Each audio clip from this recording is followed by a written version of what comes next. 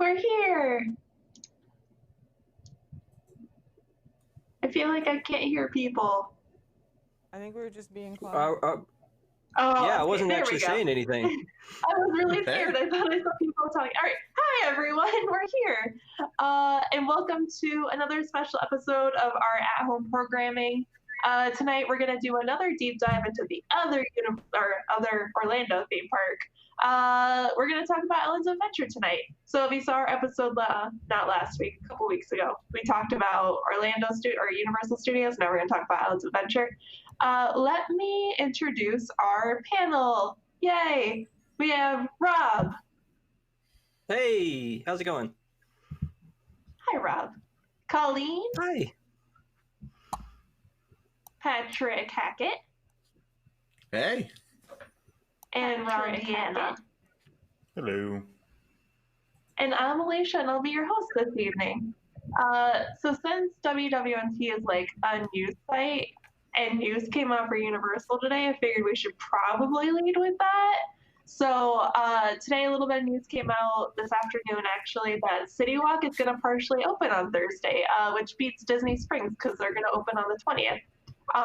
It looks like, I kind of read it a little bit, the guests are going to have their temperature checked, team members are going to have their temperature checked, and then all the like government rules and standing distances and all will be in play and such there. But what do you guys think about them opening? What is that, the 14th? That's really soon. Yeah.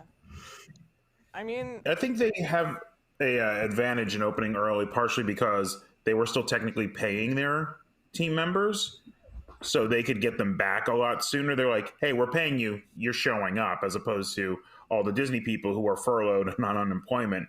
So that'll take a little bit more to put everybody back together. I'm curious because I've seen a lot of stuff online where, you know, it's like, oh, what do you think about having to wear a mask? Specifically, they're talking about Disney, but Universal, you know, is similar. And a lot of people are like, I'm not going to go if I have to wear a mask. Are you guys like legally required to wear a mask when you leave, or is that not a thing there? It's Florida. Okay. People outside naked. Like, Yes. I don't know if there are rules here, but Universal, like in their so. statement, it said that everybody has to wear a mask.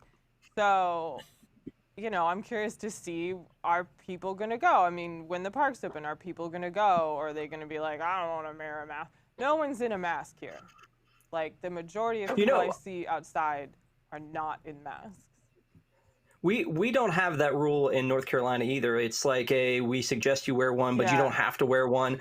And when I go into a store, I'm always like carrying it with me going, I don't want to be the only guy in the store without a mask. But at the same time, I certainly would prefer to wear one and not, die. So when I think about going into the parks again, I mean, it's a small price to pay for me if I'm going to put on a mask. It is definitely going to feel different whether you're at City Walk or whether you're in the parks themselves. But it's going to feel very different when everyone's wearing a mask because you can't really get a read on people when their mouth is covered. You can't tell their emotions as easily. You can't tell if they're in a bad mood. You can't tell. Like, see, look, he's trying. Patrick's trying to make a good impression there. But again, it's a small price to pay for me. I feel like I just want to be back. You know, I mean, that's all we're talking about now is I just want to get back to the parks and to the fun. And if City Walk is the first door in, I'd be willing to walk through that door if I was down there. For some voodoo donuts, I mean, you wear a mask. And if you don't want to wear a mask, don't go. No one is forcing you to go to a theme park during a pandemic. Don't go. If you want to wear a mask and you feel safe, go. We were talking before we went on the air, and it's really weird how Universal and Disney are doing their third-party restaurants instead of theirs that they run. And it's just odd to me. It's a weird decision. And mini golf. I think a lot of mini golf. Very important. I think a lot of that decision for the third parties is, hey, we can start collecting rent again on this, and that's a revenue stream, and let them test the waters before we do anything else. Liability as well, I imagine. The liability. You did make a really good point too. That is the third party, and these aren't the Universal places. So that it's something different. Well, and it could be a lot like Ron was talking about with the furloughed employees. I mean, maybe that's just taking time, to get some of them back. If Universal was still paying their employees, maybe not. But I do think a lot of it has to do with liability that, let's open the doors. And so we get credit for opening the doors, but they're not our businesses. So, we do get the rent and they take the risk and it still looks like we're open. And maybe that's not their thinking, but it feels like that tracks with what's happening. Or not. It's interesting though. No, I agree. I agree, and I think that they're gonna hit it. So they're opening the 14th. Disney's opening the 20th. So they got like a good almost a week on them. So it'll also be a nice test for us here at WWNT to see how that goes at City Walk, so that we know what to expect. I think for Disney Springs, should be interesting. Well, I think that's only 40 hours away. That is so close. I mean, just now thinking about that is that is interesting that there's going to be something so soon. And Patrick can go get a refill on his mug. That's true. Sorry. All right, we're going to start digging into the show. So like I said, this is going to be it's exactly the same thing that we did last time we were here, plus Patrick, so it's 10 times better already. I love having you around, Patrick. Thank so you. when we had the Universal show, we kind of talked about each land in depth. We talked about what they had, all the attractions in them, shopping, dining, theming, overall theming. The whole topic of the show is theming. So that's what we're going to do here today. But I just want to kind of get a base opinion on everyone's opinions of Islands of Adventure. Personally, for me, I've spent like 10 times more time in Universal, but I love Islands more. So that's how my life works. What about you guys? I think I went to Islands more like when I was younger, because we went there for school field trips, or like if friends were like, we're gonna go on a trip. Yeah, we went there for school field trips. I had 2 field trips to Universal Studios. I grew up in Florida and we never took field trips to Universal. Did you go to private school? No, I went to a redneck high school in Citrus County, Florida. Private school people are like, would you like to go to Universal? And we're like, yeah. We went to a dump. Like, I'm not joking. The county dump was our...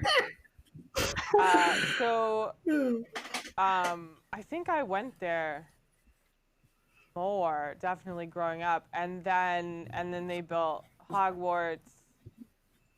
So then that's like all we went, and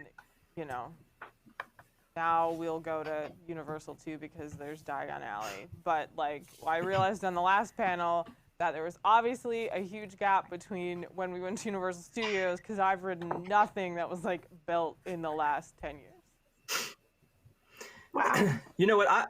I would say that, as somebody who used to go to Universal Studios, when they opened Islands was exciting because it was new, it was different. It had, it had all the islands that were themed to things that I liked. I mean, Jurassic Park and Marvel and Dr. Seuss. And to me, it was really exciting. But at the time, and I think we talked about this a little bit before, I was a parent and we went the first time and we didn't go because my son would have been too small to ride basically everything in the park. But the next time we went back, I mean, I do love Islands of Adventure, but I think now, because of how the old park has grown a little bit since then, and because they kind of force you to have like a 2-park pass with the Hogwarts Express, I feel like it feels more like just one big park to me, like the both of them together. Like it's one huge experience. You don't go and not get some kind of a multi-day or park hopper experience there because you've got 18 attractions basically between the 2 parks. You want to go to all of it. But I do think that the Marvel thing for me, and I'm repping with Captain America here, was probably the thing that got me there you go. All right. That got me the most excited about it when we went. And, that's like actually one of the places we hang out the most when we go because, the comic book architecture around and like, the cap, like the shield running through and the bathrooms themed for Namor. That's hilarious. I love that. And it has a very comic booky feel as opposed to what they try to do now with Hogwarts and things like that, which is immersion. It's really not immersion so much, but I do love the feeling of like those characters coming around and riding the bikes in, and it feels like one little like. Again, I could probably spend most of my day in Marvel, so I'm a huge fan of the park, but I'm excited to see it grow now. That's what I'm waiting for. When I was a local, it was almost all islands because that was 99 to 03, and there was nothing good at Universal till Mummy opened, really. I mean, we would go over, like, we all had annual passes. We'd go do everything at islands, maybe go in, do Back to the Future, Men in Black, maybe E.T., depending on what the weights were and things like that. And then that was our day, but 90% of the time was just like the coasters, the water rides, and Spider-Man, just over and over again. Yeah, up until Flight of Passage opened, in my opinion, the best attraction in Orlando was in Islands of Adventure. Spider-Man is an amazing attraction. And just like Rob was saying, I can spend so much time in there. A lot of times when we talk about the parks, we talk about the kinetic energy, and especially the superhero, the Marvel section has a ton of kinetic energy, and you can have great interactions with characters. It's weird that it's owned by Disney, and I'm sure we'll probably mention that, but it's a fun place to spend a lot of time and get your freestyle refills. There you go. All right, so with that, let's start.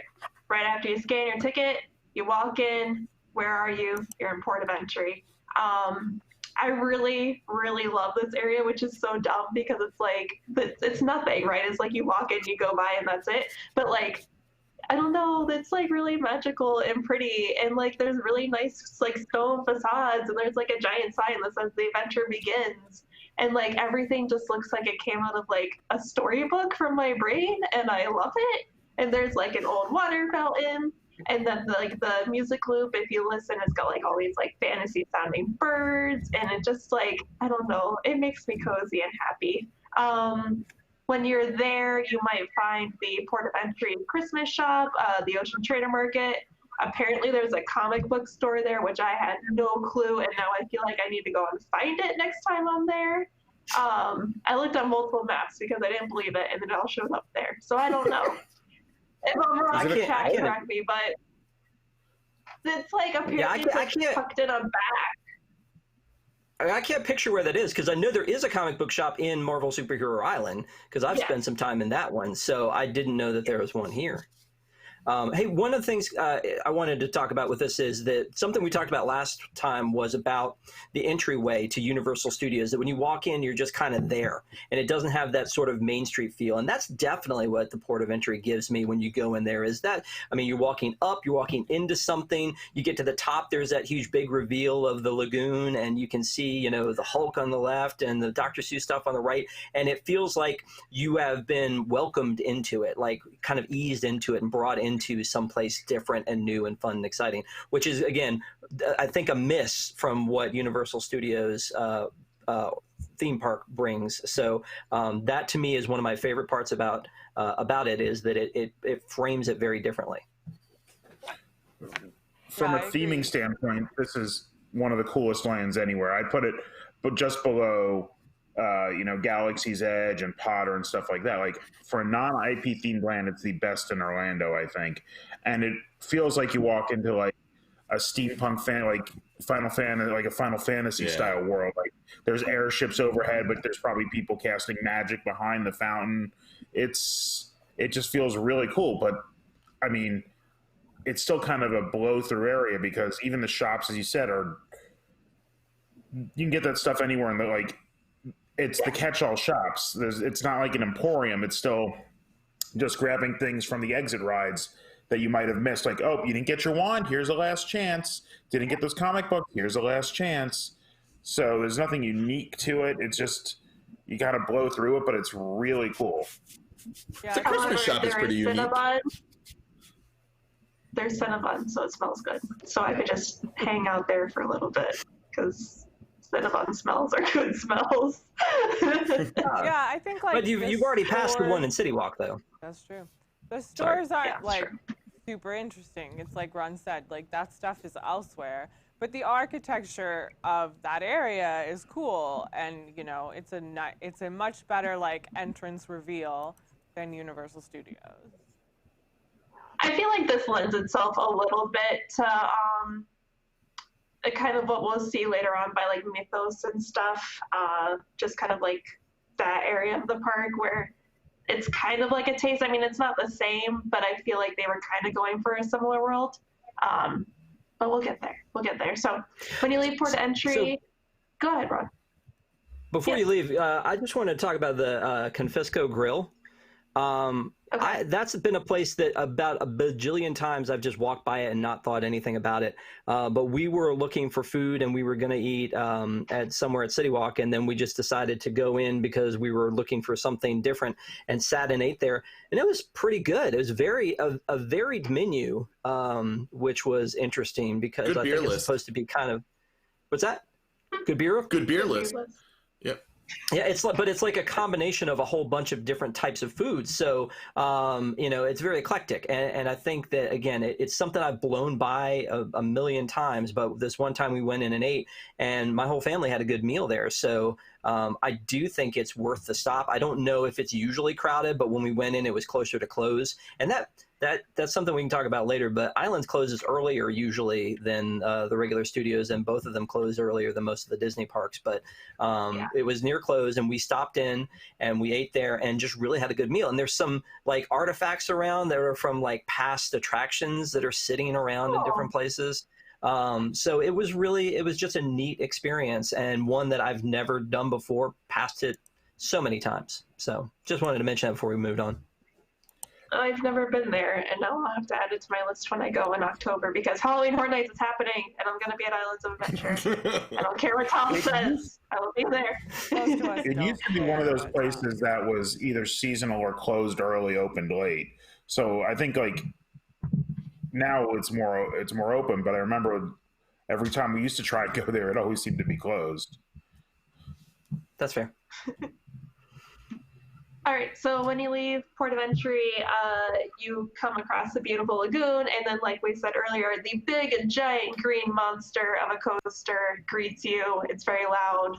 Don't stand there and try to have a conversation. But this is the Incredible Hulk coaster, and we are in Marvel Superhero Island. Woo! So obviously we've got Hulk there, Stormforce Accelatron, which I really love, Dr. Doom's Fearfall, and the Amazing Adventures of Spider-Man. As we kind of said, you can shop for comics there. They've got the Marvel Alternaverse store, and you can eat at the Cafe 4. This place looks like a giant metropolis. It looks like a comic book just kind of came up to life and stuck itself on some walls. You can meet a bunch of Marvel characters. Villains come out and scare you. And there's a lot of really cool stuff. And I can see you guys are excited to talk about it, so go for it. I thought I'd go first because I have the least amount to say. Go for it. Contribute. So the only thing I've ever ridden is Spider-Man. Really? You've never ridden anything else there? I don't like roller coasters, and I don't like drop rides, and honestly, I didn't know there was another ride there. Wow. It's really touch bar in the back, I'm not gonna lie. Yeah, I mean, like, I have a vague memory of being like, I think there's a ride back there. When I went for my science class field trip, we were like measuring the acceleration of Hulk and stuff.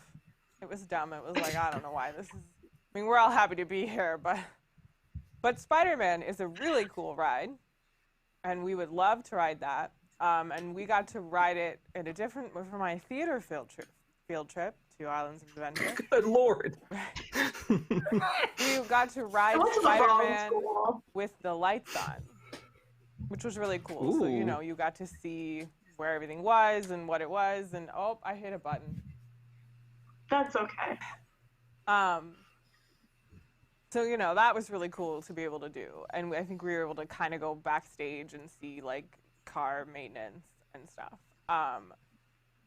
And other than that, I mean, we would go and we would ride Spider-Man, and then we would keep going.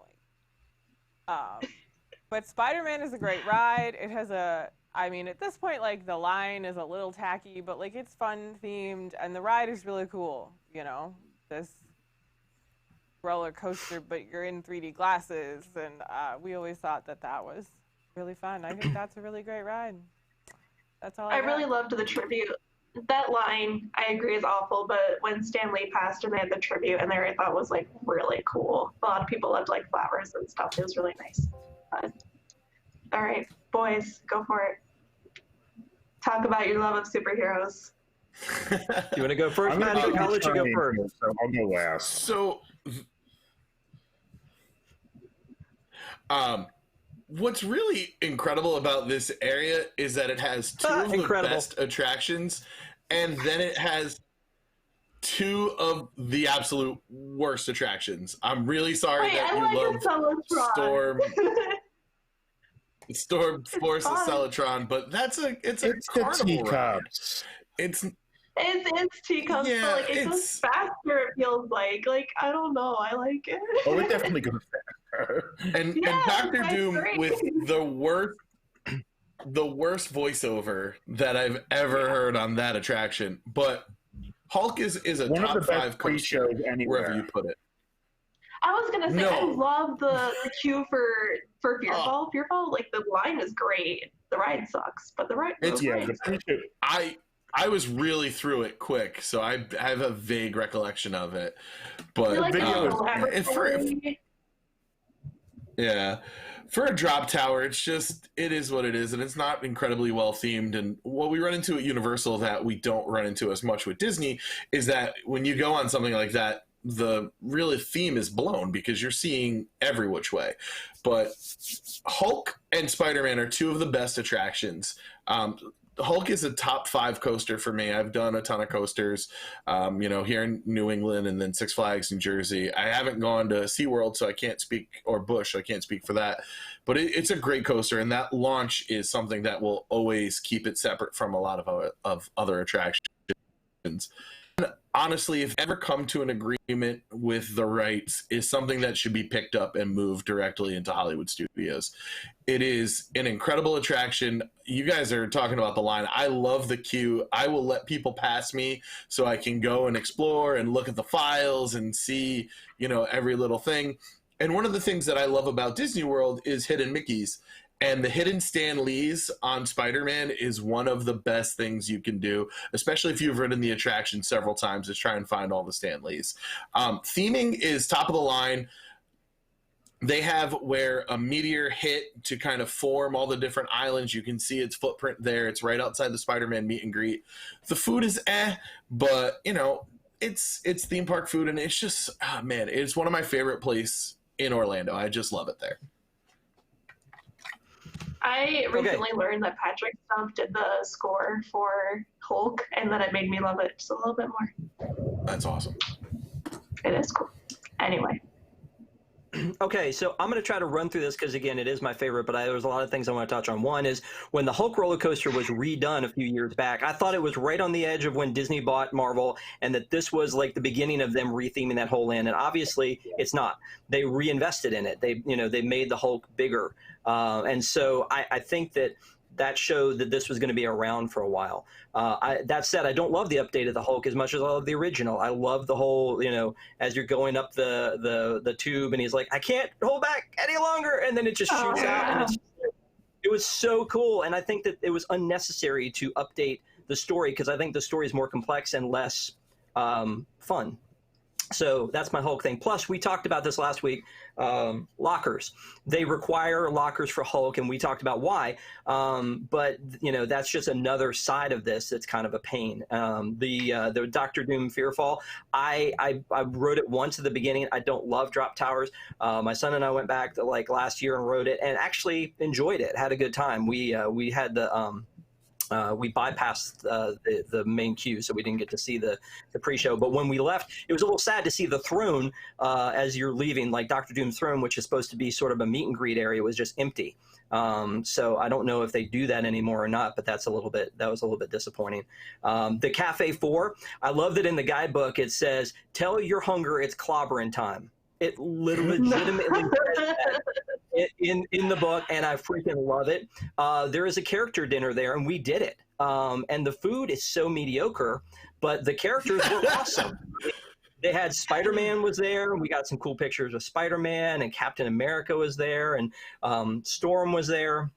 And it was a lot of fun. I think Wolverine and maybe Rogue, but it was just a lot of fun to go to this one. But again, the food was super mediocre. It's kind of like we talked about the food in the other park, the Monster Cafe, and also I forget the name of the Italian restaurant, but it was basically that food, and it was buffet style. But oh my gosh, it was actually fairly affordable compared to what we're used to paying at like a Disney buffet. And the meet and greet part was so worth it. They put like a red carpet out front with like the ropes, and they make sure you're on the list, and they bring you in, and it's just like, they're trying to make what is basically counter service look like Hollywood, and it doesn't work, but it was still a fun experience. And then Spider-Man, yeah, I can't say enough good things about the Spider-Man ride. It is one of my favorites. It was one that the first time I rode it, I went, why doesn't Disney have something like this? The practical effects mixed with the screens, fantastic. I love it. Last time we went, we rode it 5 times in a row. We rode it the first time just to see, just to experience it again. And then we started looking up some of the hidden things, and there's like a Stark Enterprises thing that you can see, but you gotta kind of crane your neck. I mean, it's really well done. And when they upgraded this, because it used to be just kind of more cartoon, and now it is real, kind of more of a photorealistic kind of animation. That was, again, I think, a game changer for that one. They took a ride and they just made it better. I love every bit of that attraction. Couldn't say enough about it. But yeah, and I could fanboy over this whole land forever, but I'm gonna let Ron talk. Sorry. All right. I really don't love the land. I love the rides. I think, Spider-Man is one of the best rides anywhere, in my opinion. Hulk is a great coaster no matter what. Doom's a drop tower, but I love that pre-show video. And Storm Force, it's a fun enough ride for teacups. But I don't think the theming of the land works. I think it might have worked in '99, but they've upped the game on theming of lands that the static images just doesn't feel it to me. I know it's hard to just like, it's all the Marvel heroes live in New York, so it's kind of hard to theme it, but I've never been a huge fan of just a big cardboard cutout. It looks like, Mr. Toad's Wild Ride, just larger. But Okay. I can't say enough good about the rides, though. I mean, Spider-Man, changed the game for everybody. I think everybody had to up their game after that. It took a while for anybody to do it, but I think I haven't done Rise of the Resistance yet. But the only things I even put on its level are maybe Forbidden Journey and Tower of Terror are the only things close to that in my mind. Wow. I'd say Flight of Passage is still a little bit behind it just because it's still kind of a simulator more. It's up on that list, but I think this is still above that. Hulk, the old version, was better in my opinion, and I love the launch. And I remember the first time I was on it, I went twice during annual pass holder previews in '99.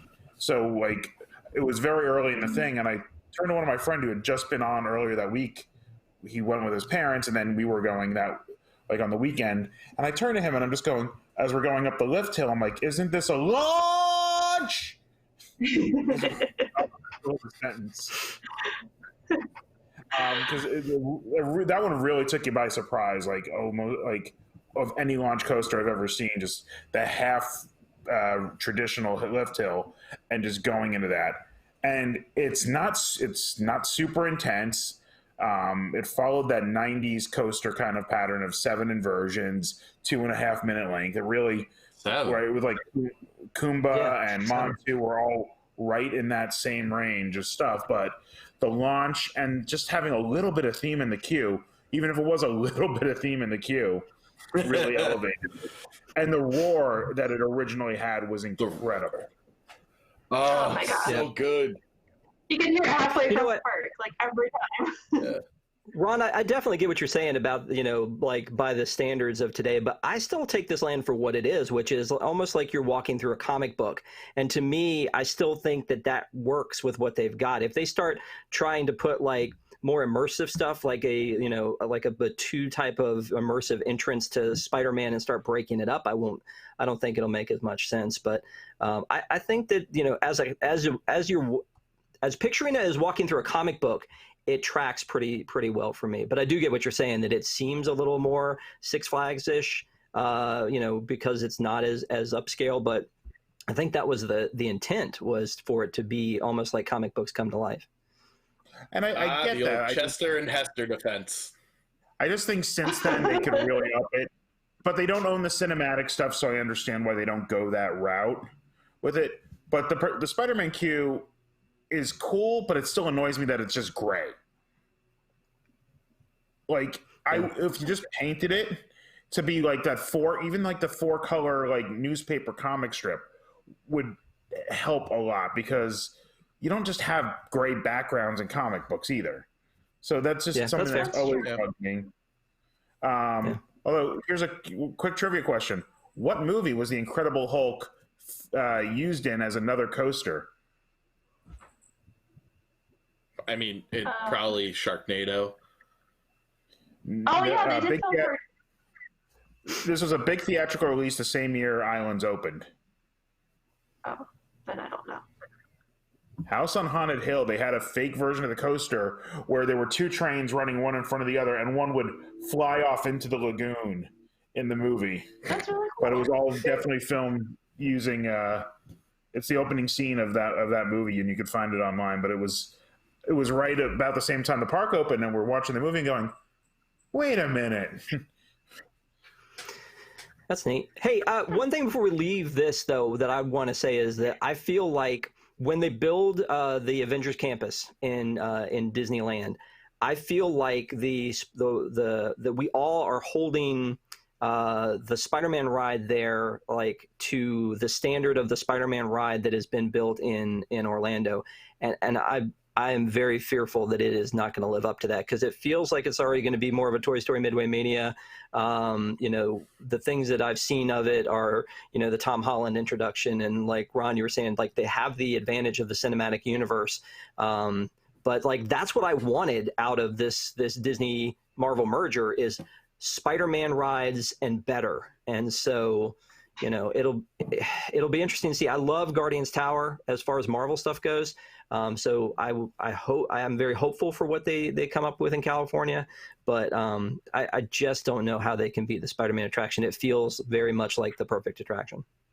And I think the gap between Spider-Man, which is like their C ticket that's going in there, and the actual like Super E ticket that's supposed to be Flight of Passage Plus coming in, is going to be way too long. So that's really going to hurt the land when it comes out, I think. I would just wish that they wouldn't do a Spider-Man attraction in general, like just leave it to Universal so that we don't have to compare it, because that's exactly what's going to happen. We're going to sit on a discussion panel like this with Tom, and he's going to yell about how it's not as good, and we're all going to agree, and that's just how it's going to go. I'm calling it now. Colleen's going, what? Tom yell? That's not going to happen. Never. It's the same reason we should never have brought Transformers to Florida. Transformers I really enjoyed when I went on it in LA the first time before it opened in Florida, but then you go on Spider-Man and you go on Transformers on the same day, and it's like it's the exact same ride, almost beat for beat, but it somehow does not live up to it. No, like Agree. I will always want to ride Spider-Man more, and I don't know if it's because I like Spider-Man more, but like it's just better. All right. Well, we're gonna leave Super Marvel Superhero Island. I can speak today. Clearly not so much. And we're gonna move to Toon Lagoon, which is, in my opinion, a very, very dated island at this point. It's really old timey. The music even sounds old. I was listening to loops. It sounds like swing music from like the 40s or 50s. Everything that used to be bright is pretty washed out at this point. But for attractions in here, we've got Me Ship the Olive, Popeye and Bluto's Village Rat Barges, and Dudley Do Rides with Softballs. All of those rides I really love, so that's like the only reason why I don't totally hate this land. But I was kind of thinking about this when I was putting all this together, and we talked about this last week, but I'm young. I was born in 96. I barely know who these people are, so I don't think anyone younger than me is going to know who any of these people are. So that's kind of why I think this whole land should just be cut and thrown away. But what do you guys think? I always liked walking through this land because, like, when I was a kid, I would take the paper and read the comics. And so, Okay. like, I knew who a lot of these characters were. And I love, like, there's photo ops where, like, there's speech bubbles. And whenever we'd go, we'd be taking pictures with speech bubbles. I think I've ridden these rides. Like, I don't know why we wouldn't have ridden these rides because, like, it's not a roller coaster, so I feel like I would have agreed to go on this ride. But I don't remember riding them. But that doesn't mean I I love didn't. But I always liked, but I think Alicia's right that, people aren't reading newspaper comics anymore, and people younger than Alicia don't know who these people are. And that's not necessarily a reason to get rid of it because, there are things that, like, there's always that balance between new and nostalgia. But I always liked, like, walking through and, like, the theming, and my dad really likes the basketball shoot, like, carnival games. I have sat there for, like, a half hour while he shot basketballs.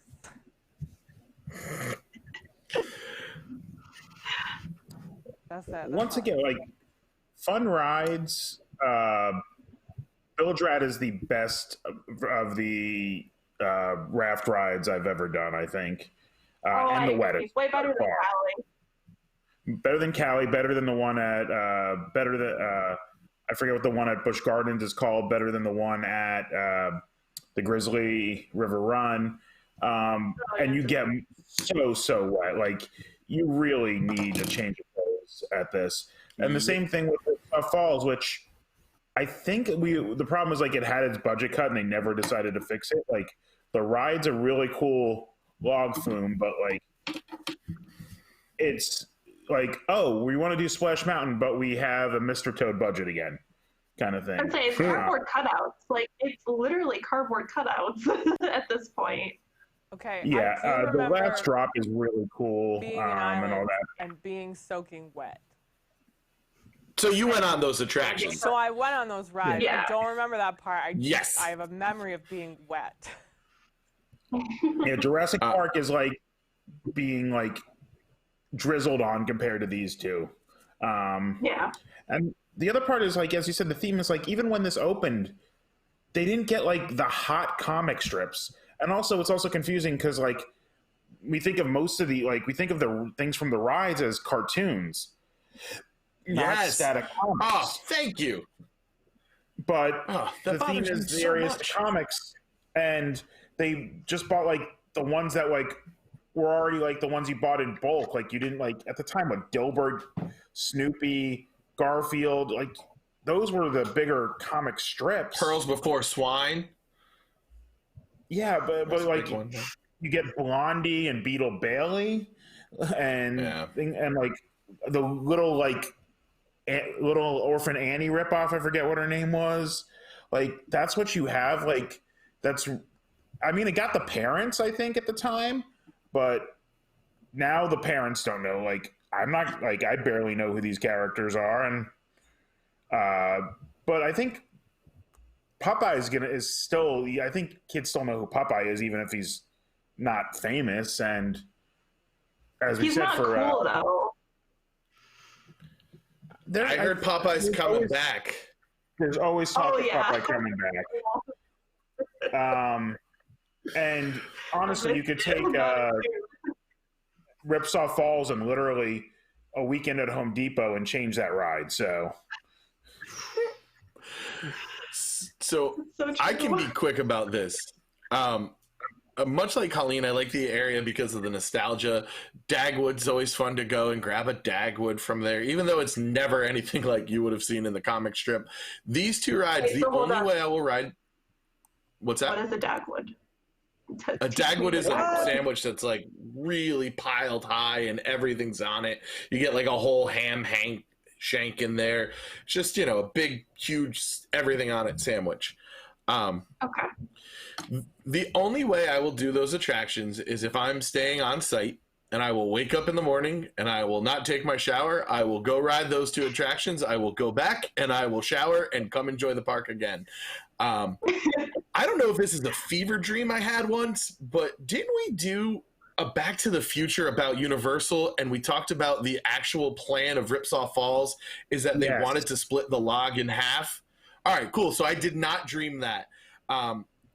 It was crushed by budget cuts. It was supposed to be a far more advanced attraction, and they just couldn't do it at that time. And yeah, there's room for improvement here. Maybe it's not the Sunday Comics anymore. Maybe it's something different, but it needs to change. It could be like DreamWorks cartoons. I mean, really, they own it. Like, just make it all Penguins. That the first thing that bothers me is the Toon Theater.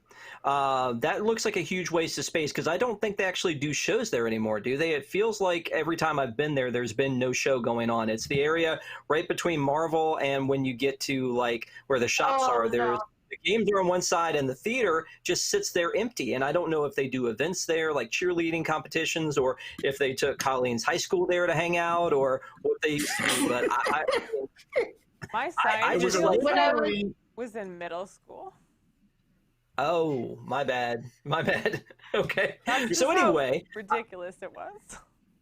That's the first thing that needs to happen to me. And as it goes back to the other IP, like I assume that this was just cheap IP for them. That this was just an easy grab. Probably didn't cost them a ton of money to license it. They probably spent a lot of money on Dr. Seuss at the time and on Marvel. So this one was probably just easy to do. Oh, and Jurassic Park, I'm sure. This was probably just easy to do.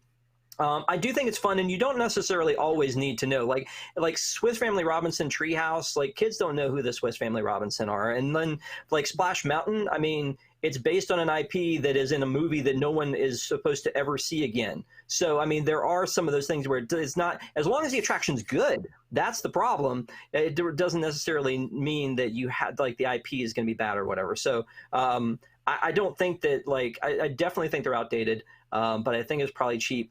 As far as the Ripsaw Falls, I think what it needs now is a maintenance budget. I mean, forget like a redo. I mean, it needs help. It leaks inside the queue. There are cobwebs and things that you on purpose. Oh, you think it's on purpose? I mean, it's like nasty. I was thinking about that too. I'm like, is this on purpose or is this cheap? Well played, Universal. Well played. I remember water dripping off that thing at the very beginning. And I think we were talking about this earlier or just talking about how they got this IP. When they were originally developing this park was before Six Flags got all the Warner Brothers rights. So before it was supposed to be Marvel and this, there was talk in the early days that it was supposed to be DC and Looney Tunes. So that's what these two lands were originally going to be. And that makes more sense for wanting to build a cartoon thing. But as we were talking about the theater, the last show that I think ran regularly was like some sort of like BMX or extreme like X Games kind of thing. And I think that was that sounds familiar. Something that doesn't fit at all. Yeah, well, the original show was like a Rocky and Bullwinkle. That whole cartoon universe thing, that did not last like a year or so. But they always need to keep that one big theater because of things like Bill and Ted was in this theater at one point. Yep. I gotcha. Well, it seems like a huge waste of space to me for most of the time. But as far as the leaks go, the leaks that I saw didn't look like they were on purpose. They looked like they were like creating rust and things in the queue that made it seem very not maintained rather than it being rust. A joke. Exactly. But you know what? That ride, though, is probably one of my favorite log flumes. I mean, it is insane the way that it goes down and then comes back up and goes down again.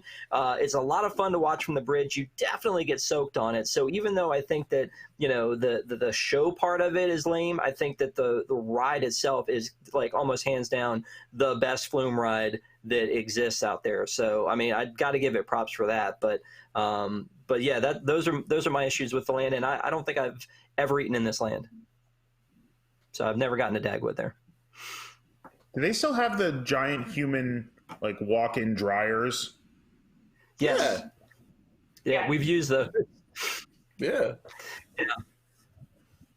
And you know what? Yeah, That I think- Wimpy's, that Wimpy's is usually never open either, by the way. There's like a Wimpy's hamburger stand, which is a perfect tie-in for that character, and yet that place is like, I mean, it's seasonal, meaning I don't know when the season is that it's open. Yeah, I love all these rides here. I think that they could keep all these ride systems in place and then just switch it to something else that people might know. I saw people in the comments talking about Shrekland. I would go to Shrekland. I would go to Penguins Land probably more, but I really love the penguins.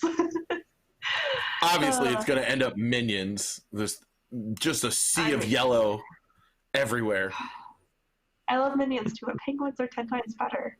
So good. Well, the lost right, one's a giant banana. I'm already working on it in my head. Oh no. Not good. So next, moving on, walking. There's kind of a funky transition point when you're leaving Toon Lagoon and kind of walking into our next area. You walk over a bridge that's still painted wood, but it has a very cartoony look. And then once you're over that bridge, you're surrounded by trees immediately. Maybe they could have done a better job transitioning this cartoon and bright colors into a realistic feel. But whatever, this is what they did. And now you've walked into a forest and you're in Skull Island. And the only attraction here is Skull Island Rain of Kong. And it has a very small footprint compared to the rest of the park. Go ahead. Did this replace What, something? No. No, it was No, just this like is always the expansion snuck in. pad. Yeah. But they did have a big Jurassic Park gate there originally. Yes. Yep. Yeah. And we lost that for Yeah, Ring of Kong. They definitely shoehorned this in and took down that gate because this was the entrance to Jurassic Park, and you know, I think that it was a nicer transition. To your point, Alicia, when it was, you know, the gate there was right there, and then you walk through, and then you kind of transition into Jurassic Park land, and they just kind of shoehorned this in, and I feel like it doesn't need to be its own separate land, but it sort of ties into Jurassic Park, but not really. So it's just interesting to me that they would have chosen this. I feel like the only reason they chose this was because the King Kong attraction already existed in California, and they just ported it over the same way they did the Fast and the Furious. So in California, it's part of the tram ride. You don't have a separate attraction. It's part of the backstage tram ride, and your tram goes into a building, and you have the confrontation. Sorry, old park, old ride. The confrontation between Kong, you know, over top of your car. And in this one, it's like they just took that and they made a big building and they made that happen. So it's a very impressive building. The queue is cool, but it just feels like they were like, hey, we need to put something here. And when you are like strapped for space like they are, it seems like a bad idea to do anything other than an A++ attraction when you're adding to this land, to these parks. When did this But open? I would have a couple like years 3 or ago. 4 years ago? 13? It's No, recent. it's No. not that far. Yeah. I have not ridden this, and I have not even like seen the building. It's recent, so that's okay. I will say that with this, because you guys are talking about like Rob, how you said you wanted it to be like an A++ attraction. I would have loved to have seen them just make a Jurassic World ride instead of shoehorning Kong here. That would have been a better way, you know, use of space to me. And not the one that they did in California. But they could have done like, a projection. Yeah, they could have done a projection that had to do with Jurassic Park. You're right. I mean, absolutely. July 13, 2016. And by the way, when this opened, it was just riddled with like mechanical errors because if the truck would stop, if one truck would stop, they'd all have to stop and you'd have to exit the ride. So I know it took a lot of soft opens before they actually opened this thing. Well, I mean, even before it opened, there was issues because they had the very questionable casting call for the scare actors that they were putting in the queue. That was completely insensitive for a 2016 point of time. I don't even know. I haven't gone on this attraction because it doesn't take Express Pass. So are they still there in the queue? Sometimes they are. They are sometimes. Well, I mean, I was there a year ago and there was one there. And so I think that for a park that's known for Halloween Horror Nights, I feel like it's sort of outfits to do that to it. But yeah, there was not somebody there the very last time I was there, but it was like late at night, so it may just be certain hours, or it could have been disbanded at this point. But one of the other things I want to say real quick, the animatronic at the end is impressive. I like the witch in the queue too. I think that she looks nice. But true, good point. To your point about them saying they should have put a Super e-ticket here, when you do it on the tram tour, it feels that way. It really works great. I was gonna say, I haven't done it, so I can't speak to that, but it's good to know that it feels at home there at least. It does. Yeah, it's really great there. I haven't had the chance to do it here. But another thing, the scare actors, though, like when the park opened, they had a Merlin wandering around in the queue at Dueling Dragons. And he was just sitting on a bench, like holding his staff, just staring like living mannequin style. And I just remember one of my friends going up to him on the first time we're there going, this thing looks so real. And he just jumps up going, oh, but I am. Oh my gosh. Seeing a 20-year-old man practically wet himself over that. That's fantastic. All right, well, if anyone doesn't have anything else on Kong, I think we're going to go ahead and take a quick ad break if we can. Yes. And we'll be back at you in a couple of minutes. We need a break. I was stuck on the Disney Skyliner for 3 hours. I had to pee in a bag. Even worse, my phone died and I had to talk to my family. The law offices of Gon and Dola got me the Disney gift cards I deserved. Thanks, Gon and Dola. Were you stuck on the Disney Skyliner during unexpected downtime and majorly inconvenienced? Get the compensation you deserve. Call 1-777-777-7777 for the law offices of Gon and Dola. Hello, I'm Bud G. Gon. And I'm Roz Dola. We've gotten Skyliner malfunction victims the Disney gift cards they deserve. We've won cases for $100, $200, even $400 Disney gift cards. Still no lifetime passes, though. Well, you don't want to even know what has to happen to get one of those. So call today and breathe easy knowing you have more money to give the company that trapped you in a glass box in the sky. Gon and Dola also handle Skyliner emergency kit wrongful accusation cases. Call 1-777-777-7777 to get the gift cards Disney owes to you. I was stuck on the Disney... Oh, my kids made me ride that Mission to Mars thing at Epcot. It's Mission Space, Mom. Quiet, honey. Mommy's talking. Then I got sick and threw up all over myself because we had just eaten at the Electric Umbrella. The law offices of Gon and Dola got me the clean, Disney-branded clothing and Disney gift cards I deserved. Thanks, Gon and Dola. Were you made sick and forced to vomit by Mission Space at Epcot? Get the compensation you deserve. Call 1-777-777-7777 for the law offices of Gon and Dola. Hello, I'm Bud G. Gon. And I'm Roz Dola. Don't worry if you didn't read all 257 warning signs outside of the ride. We'll still win you the clean clothes and Disney gift cards you deserve. We've won cases for $50, $100, and $150, plus that one remaining Mission Space t-shirt sold in the exit gift shop. They still have exclusive merchandise? Not by the time we're through with them. So call today and breathe easy knowing you won't have to pay for not being mindful of what you're writing. It doesn't even matter. She threw up on the green version. Gon and Dola also handle Space Mountain back injury claims and Rise of the Resistance boarding group deletion cases. Call 1-777-777-7777 to get the justice and free X2 deep space rocket toy you deserve. If you're enjoying what we're doing here at WDWNT, please consider becoming a WIGS member. Join Patreon for as little as $2 a month and get access to exclusive content like post shows, early registration to events once we can do those again, and other exclusive posts. If you don't want to join WIGS, we appreciate super chat donations because that's awesome. Pat, Mc75 just gave us $4.99. Thanks, man. I can eat tonight.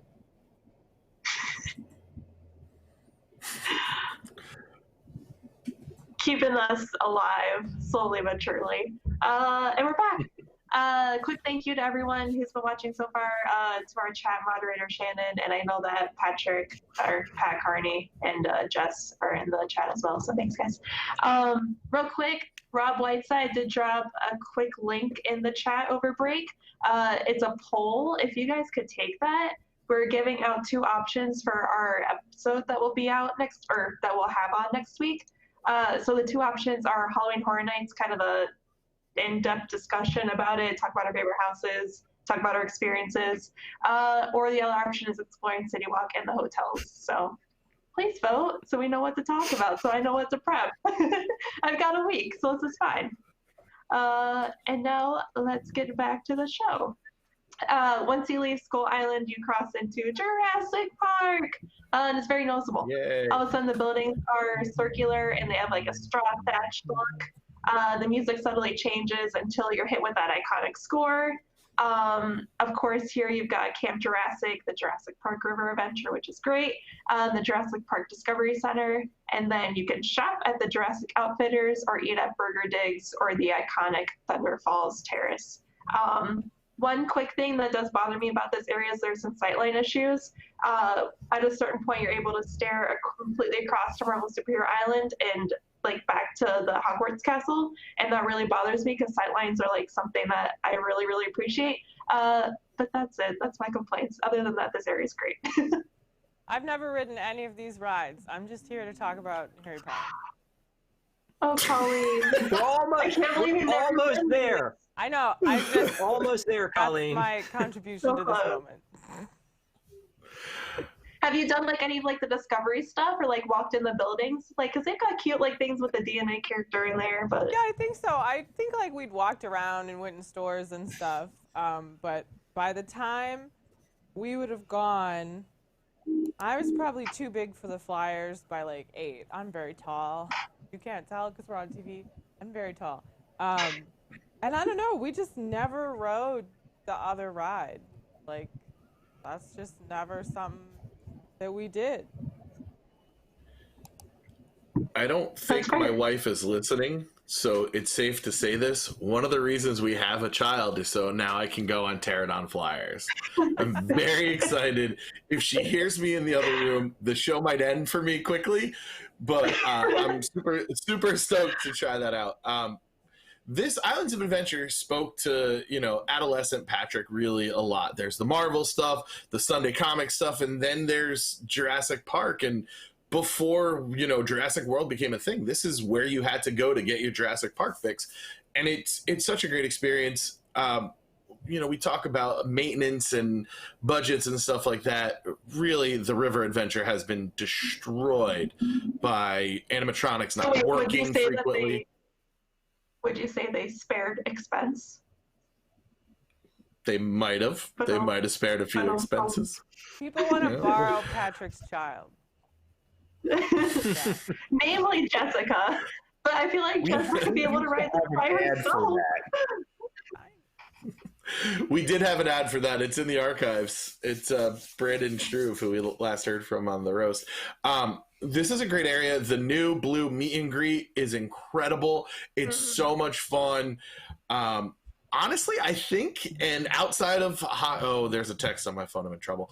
Outside of Hogsmeade, it has some of the best food around. I've always had a good meal in this area, and it's great atmosphere to sit in.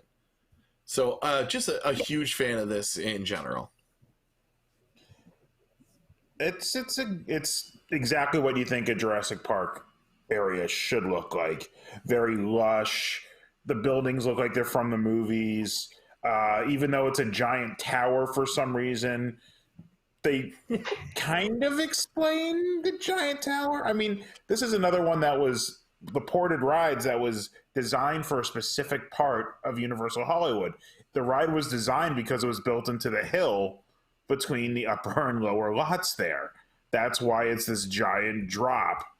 and they don't have to have this ridiculous building that you can see from miles away to do. The Discovery Center is cool if the stuff ever really works. And I'm really interested in what this new coaster is going to be. Yeah.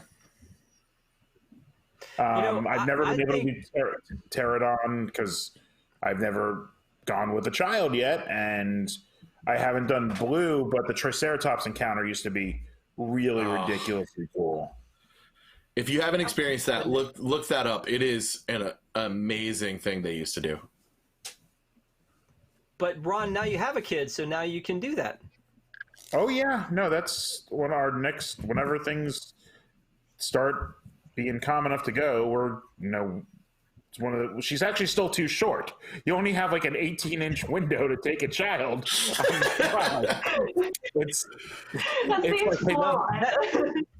No, that is true, and we 4 inches. We missed that window because we didn't with both of our kids. We missed that window somehow, and I have never gotten to ride it, and I wish I had gotten a chance to ride it. And the last time we went, my son and daughter were older, but we were like hoping that she would be able to get him on.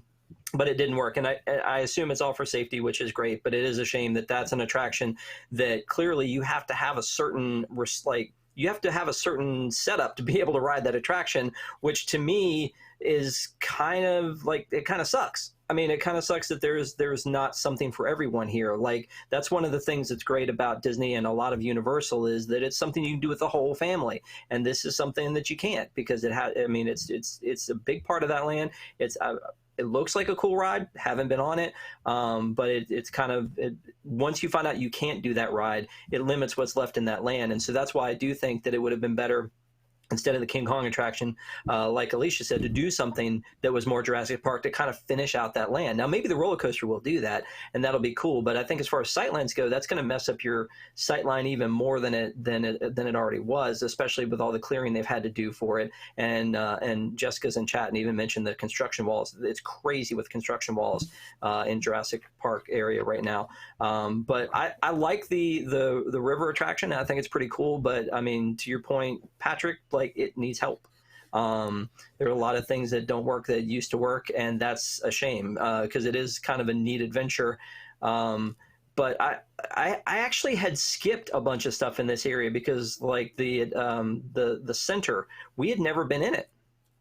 And a bunch of times we've been there, we just would walk by it. So River Adventure was really the only thing that we would do in this land. Never ate there, never went into the center downstairs until last time. So and again, that I think needs some maintenance and also has very shortened hours, probably because not a lot of people go there, so it has shorter hours in there. So I feel like that there's so much more potential, especially with as big a franchise as this has been, and as much as Steven Spielberg is a part of what they do there. This land I think needs more love. And the Blue Encounter is cool, but I think that they need to rethink it. Maybe they are. Maybe that's what this new roller coaster is, a step one in putting all that together. Once that coaster's in, now that they can draw people away from the River Adventure and do the upgrades they did in California to it. So, I mean, I don't think they're fantastic. I think it made a ride that should have been great now pretty good from the videos I've seen of it, because this should be an incredible ride, but the animatronics, when they work, half of the rubber was off. Like, I remember going on once and you're coming to the top and the Hero T-Rex busts through, and it and the curtain was gone, so you could see like the skin ends here, and then you just see endoskeleton, but like all the way down. It was just horrible, and they've done a lot better over the last few years. I will say about the last, since Potter opened, they actually start putting budget into these things, but like for years they really, really neglected this. And so they did it in California as well, because that car on the wall almost never worked, which it's kind of interesting that this is like the plagued ride between both coasts, where they just like, I don't know if they neglected it or they were like, everyone's going to still ride Jurassic Park River Adventure. It's really weird. Water rides are just tough to maintain. There's a reason Splash is down for That's a month true. every year. Yeah. And these are That's a good pretty point. complex animatronics. Some of them sit in the water. It's really, I've watched a couple of like interesting videos on how they made that skin. It was really cool. I like dinosaurs. So, all right, we're gonna move on. Colleen, this is your time to shine. She's ready. It's that time She's again. ready. we cross over the iconic bridge. Basically iconic at this point. How many people get engaged over there now? A bunch. And you enter into the wizarding world of Harry Potter, Hogsmeade. Here you'll be able to visit the Hogsmeade Village and Hogwarts itself through the attractions Harry Potter and the Forbidden Journey, Fly to the Hippogriff, and Hagrid's Magical Creatures, which just opened recently. Here you can eat at the Three Broomsticks and visit Hogshead, shop at the other Ollivanders location, go to Honeydukes, visit the Owl Post. Colleen, we'll start with you. It's your time. And you're muted. Oh no, you're muted. You're muted. We can't hear you. What? Oh, there you go. Okay. Oh, Yeah. no. So that bridge is a great place to take a picture because it's hard to take a picture right in front of the castle. So going over on that bridge, great place to take a photo.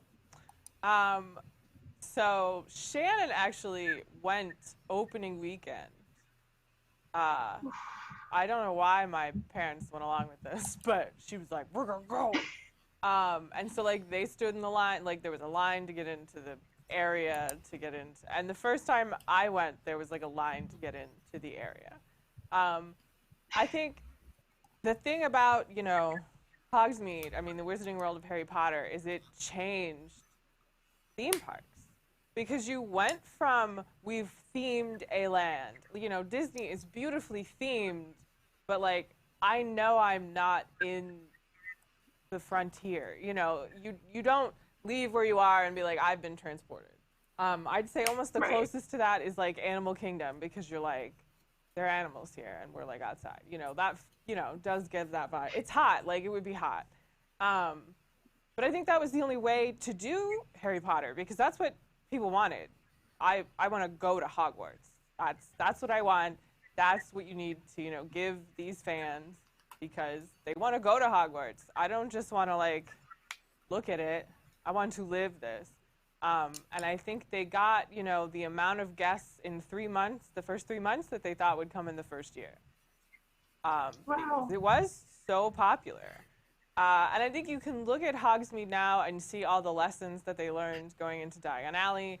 Like, the roadway is not wide enough, especially when you have, like, the cart in the middle selling drinks, and, it's hard. There's, like, a wall. It's hard to get around. The stores are not big enough. When they were able to get rid of, because they had a joke shop, because there is a joke shop in Hogsmeade, but they got rid of that when they were able to have Weasley's Wizard Wheezes and just made a Honeydukes twice as big, and that, makes that better. When I went the first time, you just stand in a line just to get into a store. The wand experience, I mean, they came up with that here, and it was really cool, but you had to stand in this huge line in the middle of summer, and it was hot, and it took a long time because there was one person in this tiny room. So that works so much better in Diagon Alley. But it was so cool. Like, I can go and watch, and it's like being there. And I think, the theming is beautiful. The fake storefronts are, beautiful. And in the stores, it's amazing. And I don't know if the guys know this, but in the women's restroom, you can hear Moaning Myrtle. It's in the men's room, too. Is it? I didn't know. Okay, it scared the hell out of me while I was on that toilet. So like that's this tiny thing, but like it's so cool. I really enjoy the Three Broomsticks. I really like fish and chips. I'd eat fish and chips almost every day. So like we always go and eat there and have fish and chips. I've walked through like the Hogshead doesn't have food. It's just like an extension of the restaurant where there's a bar, which you could get most of those drinks. I think just like buying the food at the Three Broomsticks. I've walked through it, but I don't like beer, so. And then, you go to Forbidden Journey, and it's amazing. I mean, you're walking through Hogwarts. They were able to get original cast members to film these things, that was towards the beginning of screen technology, and and there were those parts where they don't look like they're on a screen, and it looks like they're standing there. I saw a couple get married in the Defense Against the Dark Arts classroom one time when we were in line. Wow. And that they just like ducked under. They got married, and then like everyone realized, and we clapped. Like, what? I don't like thrill rides. So like I've ridden Forbidden Journey multiple times, but like the last time I rode it, I was like, I can't ride this again. Like, cause I get off and I feel horrible. But I walk through the line. Like Shannon will go ride it, and I will just walk through the line with her, and then I get to carry our bags, and we don't have to put them in a locker. And then you just stand there, and she gets off, and I'm standing there, and it's fine. But you can see, it's all there. You go into the Gryffindor common room, and the Sorting Hat's there, and the portraits talk to you. Go through Dumbledore's office. All these iconic things in the movie are there, and you get to see them. And even like in the downstairs, like right when you enter, like there's statues you see, and there's the Mirror of Erised. The most boring part is the part out in the greenhouses, because there's not, it's like, oh, we're in a greenhouse. There's not as much to look at. That's but the overflow area. Now you start in the greenhouses. I remember standing in line in Jurassic Park area. And what I think is always funny, like now especially, like the greenhouse is really packed, but it's because once you get in the castle, you realize everyone's going really slow. And it's like, oh, there's no one in front of me, but I want to stop and look at everything. I like this statue. Here's the things where they're counting house points. The Hippogriff ride is cute. You can see Hagrid's hut. and hear him. Yeah. And I just imagine that like Hagrid took a weekend and just like wove some hippogriffs for you to ride in. And I don't like thrill rides, so like that's a fun little roller coaster that I will get on. I haven't ridden Hagrid's, but I rode Dueling Dragons. I don't like roller coasters, but I was like, I want to go through the line, mostly. And you can go through the line like up to a point, but then like you can't keep going. And I was like, no, I want to keep going. I think my eyes were closed and I was just screaming the whole time. And afterwards, I was like, I'm dead. Someone carry me. But I got to see the Tri-Wizard Tournament stuff, and that was cool. It's all those little things. Like even when it was just the flags at the beginning of the line, Shannon and I just went in one time just to take pictures of those flags. And there's a train sitting there, and you can meet the train conductor. And now, we did talk about like the train station last time. The train station in Hogsmeade is not anything special. It's just sort of this stone train station, and you get on the train and it goes backwards, which is kind of funny. But I love the train, and the show on the train is different going to Hogsmeade and leaving Hogsmeade. So you got to get on and go both ways. And I mean, this was a dream come true. Like, this was everything, we ever wanted as Harry Potter fans. I can go to Hogwarts. Like, it was so exciting, I think I cried. It was like, this is beautiful. My life is complete. For like, I don't know, my 23rd, birthday, I'm an adult, and it's like, I'm gonna go to Hogwarts, Mom and Dad. And ain't nothing wrong with that. No. I bought robes there, and that's where I got my first wand, and I think that's where I got like the cardigan, and it was like, we must have everything. And my parents were like, do you need robes? And we're like, we need robes. I don't know what sort of question is that.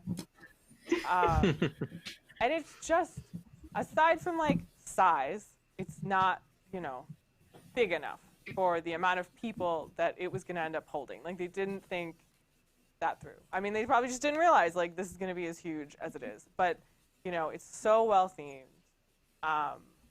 It looks like Hogsmeade. Like, I love all the fake storefronts, and now it has the interactive wand thing in it that you can play with, which is always fun. I like to teach kids how to do it when I'm there.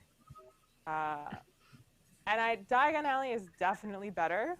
Like, they took the issues that they had and they made Diagon Alley better, and I think it encloses you better. So you're like, I'm in Diagon but while having a wider walkway. But I love it. Shannon and I, like, there were times we just went and just sat in the owlery and just were happy to be there. Oh, and then there's the show. And now they do the show. Yeah, exactly. So you can see the Frog Choir, Hogwarts Frog Choir, and the Bobaton and Durmstrang performance. Like when they enter in Goblet of Fire, you know, they bang sticks and play with ribbons. And they're cute. Like, there's nothing super special about those shows. Again, I'd like the Celestina Warbeck show is way more interesting in Diagon Alley, but they're cute and they're Hogwarts themed, and it's something. I just wish that like times were posted for these shows so I knew when to go. I got thrown off of that stage for a show. I was just sitting there, and they're like, "This is where shows go." I'm like, "Oh, all right." Yeah. So like that annoys me personally as like that type of person that I'm like, why isn't there a schedule? I want to see a schedule. I want to know. I don't want to just walk by and be like, oh, I don't like that. But you know, it's fun. And yeah, like we've climbed up there right at the beginning to take pictures with like the house flags. There's no one up there, and you're like, I want a picture with this flag. I love it, and this is my Ravenclaw sweater. I have a hair bow and ears. It's great. I'm done. Since we're talking about theming too, I don't know if anyone's seen Hogsmeade at Christmas, but they kind of deck it out. It's really pretty. They do a really nice like castle show, and it's like an extra layer of magic. I have not. We don't normally. I mean, we wouldn't normally go at Christmas time, so I haven't seen the Christmas show. But I like there's a wreath on every door, and it's themed to that store, or the restaurant, or whatever, you know, and those little details. There is snow and a snowman at all times. Yeah, I always thought that was weird. You know, because a lot of when you see Hogsmeade in the movie, it's usually there's snow. I guess that's true. Because they're there, you know, in the winter. So I think that's why, is because that's how you see it most of the time. Even though it's, you know, 200 degrees outside, there's snow on the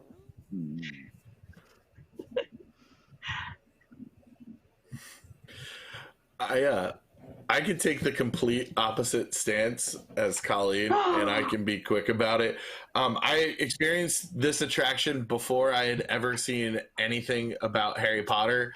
I was more upset that Disney didn't get the Kuka arm technology, because we did a lot of reporting when it was coming out, and then we ended up with Some of All Thrills, which was trash. But I just wanted to experience this attraction. Me too. Horrible. You guys are nuts. That was I loved this attraction before I knew anything about Harry Potter. I'm like, this is one of the most amazing attractions I've ever been on. It's incredible, and unfortunately, because, you know, no one's fault but my own, I haven't been able to get on there to experience it recently, which I think is one of the fallbacks of it, is that it is a difficult to fit ride. You know, it's what it is with the growing Americans and our own issues, but that kind of sucks. It is a wonderful area. Joel in the chat was asking for a bar. If you want to go and grab a drink at Hogshead, they have, I don't remember if it's 2 or 3 beers specific to the Harry Potter lands, and they're pretty good. So that's a good place to sit and drink and people watch. It's a great little area, but I haven't been back on it since I've actually watched and appreciated Harry Potter. So I'm excited for the next time I go. Yeah, the land is really cool. I think it's definitely improvement, even though I haven't been on Hagrid yet. And since Dragons, particularly Ice, was one of my favorite characters of all time, I'm going to have to put it on a much higher uphill battle for it, because that Batwing on Ice, when you were going, if you rode that back seat going into that Batwing right up against the wall where it did the boomerang turnaround, was one of the most intense coaster elements anywhere, because it's just such a tight little ride. Great coaster. It was a great coaster. I mean, it died a little bit when they couldn't duel anymore because of the accidents. And so maybe it's better off now without it, but Hagrid looks cool. It really does. I can't wait to get on it. I haven't done Hippogriff as Hippogriff, just because I rode it once. It's a kiddie coaster, and I don't need to go on a rethemed kiddie coaster until now. Now you're in that world. Yeah, Forbidden Journey is one of my top attractions anywhere. It's really a good, hey, let's try and get all of those movie story elements into one place. Even if it doesn't make any sense, you don't care when you get off of it. It's just fun. And the queue is such a part of that experience. I wish people would move through it sometimes, but at the same time, the first time I was one of them that was just there like, oh wow. The shops need the improvement of space, and that was something I think they really had to work out with Rowling at the time. I think she really wanted them to build it exactly how it was in her mind, and the shops are all mostly described as being small. And then they proved, like, when they did the second one, it's like, I'm sorry, you see it doesn't work here. Like, we have to make them bigger, and then they will make the facades and everything look perfect, but there'll be deeper stores or stuff like that. And they had that advantage of they're not retrofitting stores either. Because most of those buildings were there, or the Owlery and the Wand Shop were additions, I believe. I can't remember. But they had very little space to put all that stuff in. So they really were confined there, and they took what was great about this land and really upped it at Diagon. And I think the land itself is much better in Universal, but the rides are better here. I'll say that's the way I'll put it. I mean, Forbidden Journey is an incredible ride. Like, I would like to ride it, but I don't want to pass out. So I just can't fair. Anymore. Though we would have great photos. So they take your picture during the spider part. Shannon is terrified of spiders. So you'd see, because you always go check your picture. You're not going to buy it, but you want to look at it. So Shannon's got her eyes closed. I'm trying to not vomit. And then Rob looks like a normal human being on a thrill ride. He looks excited. And we just looked ridiculous. Because it was Shannon and I just don't look happy. We really want to be there. But you're happy. Shannon has said, she's I don't know what happens for half the ride because my eyes are closed. Oh. So let me say that the Lost Continent, which we're going to get into what's left of it, I'm sure, after this, but, was this entire area before Wizarding World came in. And so I think this was a blessing for multiple reasons for Universal. One is that the Lost Continent is the least themed of all of those, or at least not an IP that we all relate to. So the fact that they could add what is arguably one of the biggest IPs around into this area is a huge win for them. So, and then the fact that they re-themed so many things that were already there, the Dragon's Roller Coaster, the Flying Unicorn, and brought them into that world without having to build, I guess that gave them the budget to build the castle, which is amazing. I think that Hogsmeade was amazing the very first time I walked in and walked through the gates and saw the snow-capped roof and the little alleyways and saw the castle at the end. And when you turn that corner and see that reveal, it is fantastic. And I think it was probably the coolest thing until Diagon Alley opened up. So the fact that you got to experience this one first is a good thing. Imagine if it was the opposite. So I really enjoy this area a lot. The theming is great. All the things we talked about with Diagon Alley, the butterbeer and the interactive wands and everything are still awesome. The stores, I agree, are too small, and I'm sure she meant that on purpose to feel more authentic. But there's feeling authentic and there's feeling uncomfortable. So I think that's definitely a good thing that they did that. Ron, I would say you should go back on this roller coaster. The Flying Unicorn was like the Woody Woodpecker roller coaster, but without Woody Woodpecker. I feel like this one, for some reason, it feels better as the Flight of the Hippogriff. I can't explain why. Maybe just because as a theme, I don't know. But the other one, I just feel like I got all beat to hell on, and this one actually seemed like it was a good ride, but they didn't really change much. So maybe it's all in my head. I don't know. But I think the queue for I'm sitting here as you guys are talking, trying to wrap my head around this. Is there a better queue than Forbidden Journey? Like, I'm trying to think in all of theme parks if there's a better queue, because when we went through it the very first time and it was snowing and it was in that one room, and the pictures are talking to you and they look so good for screens. It is amazing, the technology. Everything about it is just so well done. Seeing the hourglass with the glasses with like the house points in them, and the sorting hat at the end, it's just perfectly executed. And again, one of those things that as a huge Disney fan, I walked in and went, why didn't they do this? But they really upped their game as a whole. I think Universal did in doing this, and it became what is the pattern for theme lands everywhere, I think. From them, keeping out other brand names like Coca-Cola to addressing you, and talking about you signing things for the ministry and the outfits that they're wearing and how they're different, and just the whole thing was so well done. So much so that it felt like it was the pattern to be beaten. And I think I'm not sure it has been.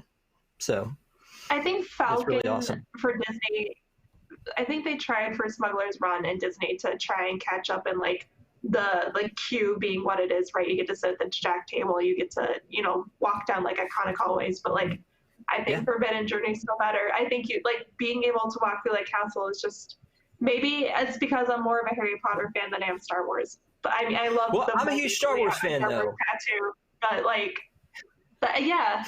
I mean, the thing. Yeah, I'm a huge Star Wars fan, but I think this is a better attraction queue for all the reasons you just said. The thing with Batuu, because that was obviously the goal. You look at Batuu, and it's like we're trying to replicate that immersion that they did with Harry Potter, where like you were in this place, you're not in a theme park you are in this place, but it doesn't have the nostalgic impact. All you've got is the Millennium Falcon. Like, just being in the land, this isn't a place I know. That's true. That's a really good point. Yeah, I know Hogsmeade. I know Diagon Alley. It looks like I walked onto the set of these films. This is you built some random planet, and I mean, cool. And like, it's cool to see the Millennium Falcon. It's cool to sit at the sabacc table, But again, even that queue, you're going through some random machine shop that you've never been in before. Yeah. It's until you're in the Falcon. And then it's like, I'm in the Falcon.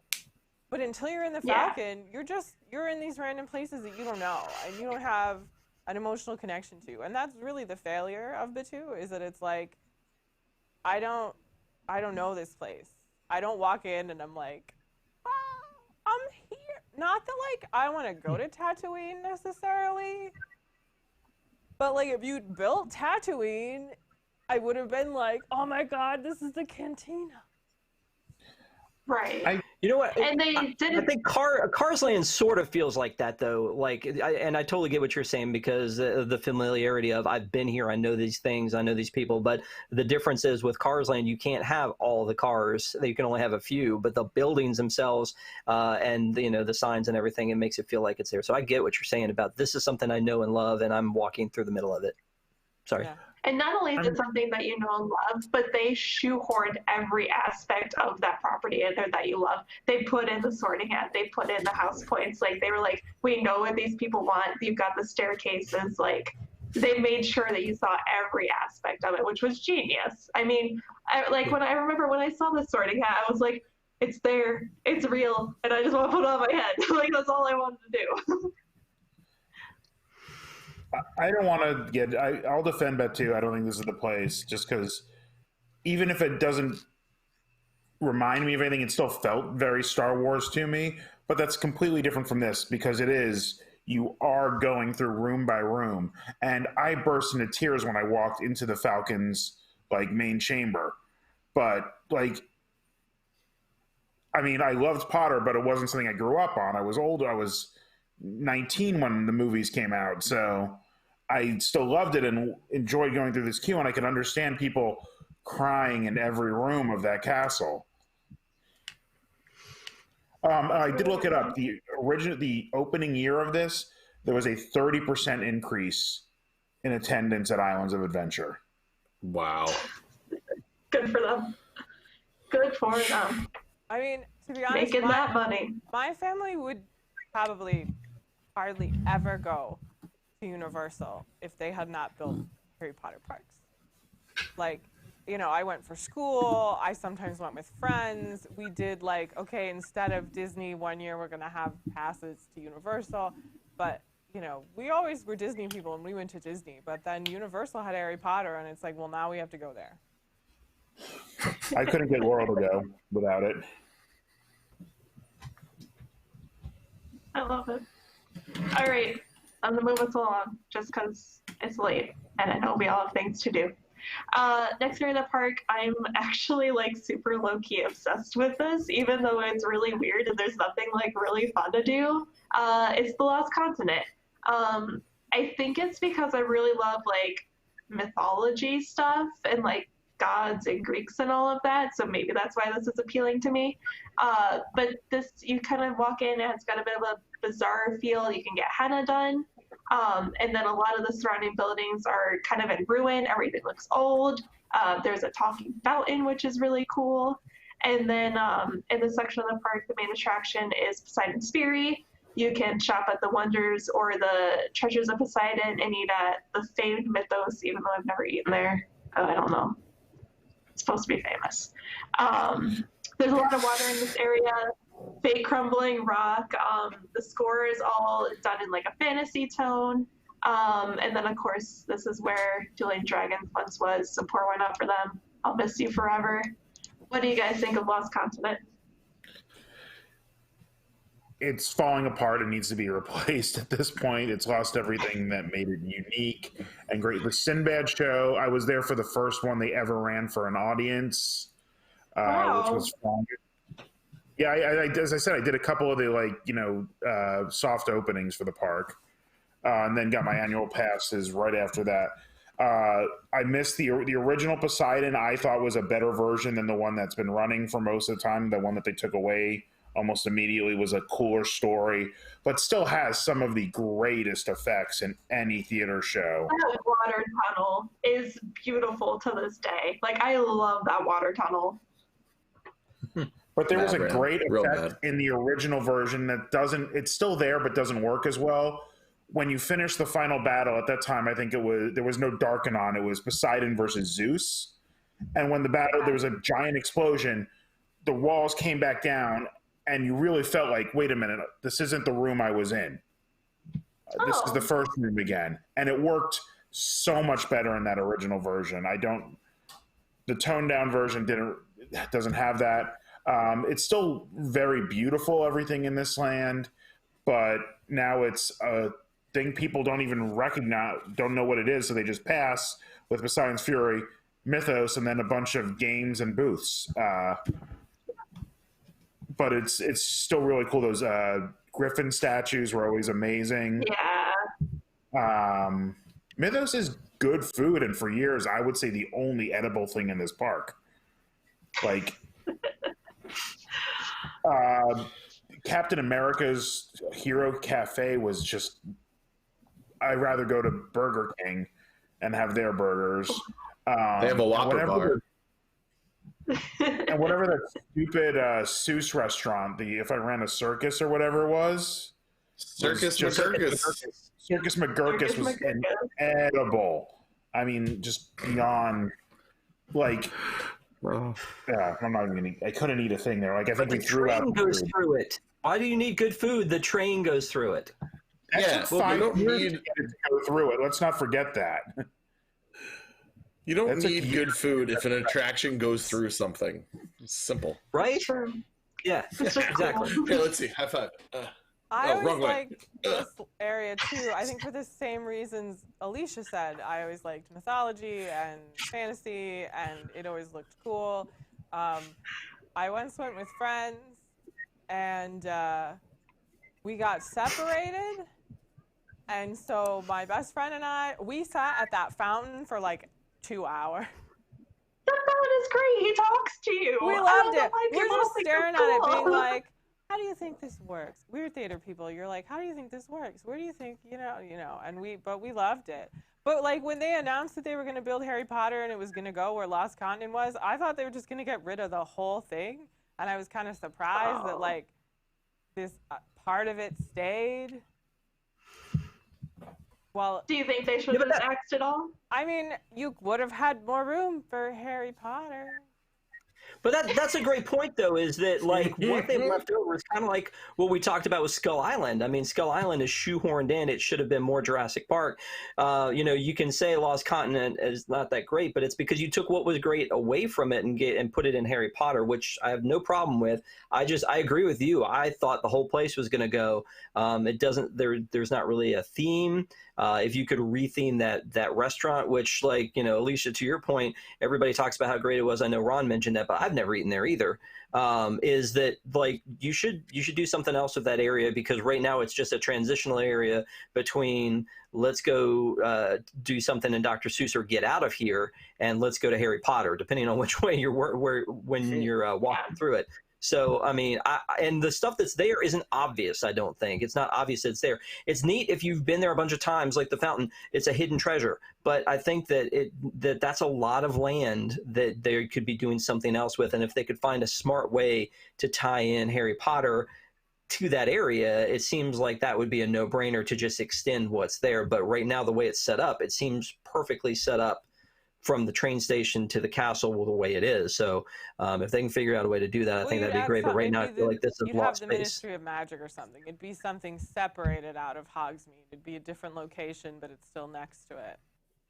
It could still be something to do with Hogsmeade. Maybe it's the back way into the Chamber of Secrets, which would really be able to utilize that whole facade and use the like keep that water tunnel and stuff like that.